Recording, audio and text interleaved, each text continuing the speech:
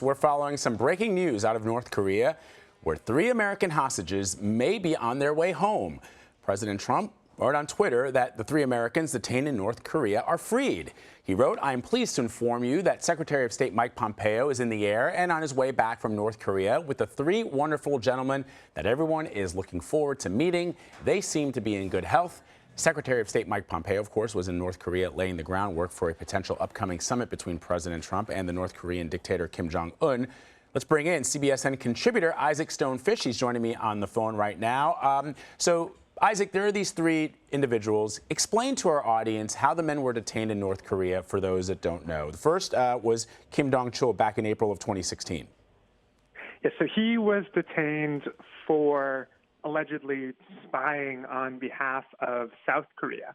And the other 2 men were detained in 2017 when Trump was president, allegedly for hostile acts against the North Korean state. Now, Pyongyang didn't elaborate on what any of those things mean. However, for the latter 2, it seems likely that Pyongyang was angry that they were attempting to proselytize in North Korea.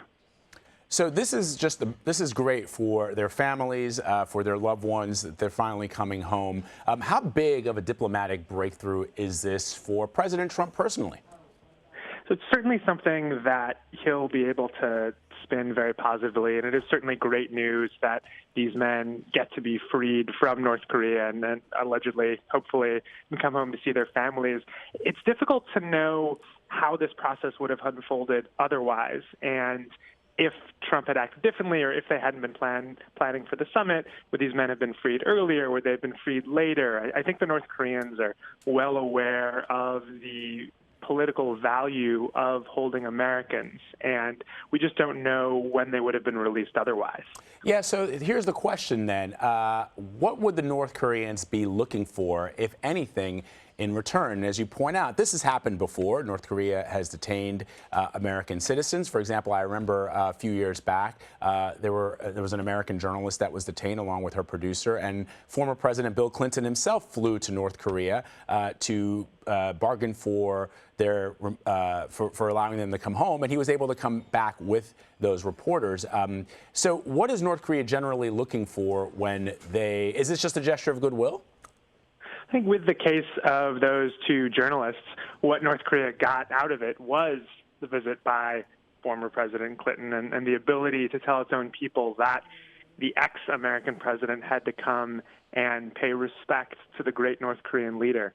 And I think this is a gesture of goodwill in the same ideological idea, in that the North Korean people will get to say, that Kim Jong Un will get to say to the North Korean people, I got Trump to come and sit down with me and negotiate with me because he sees me as an equal and he sees me as such a great person. So I think this is in that general packaging of the summit. Before I let you go, let me ask you this.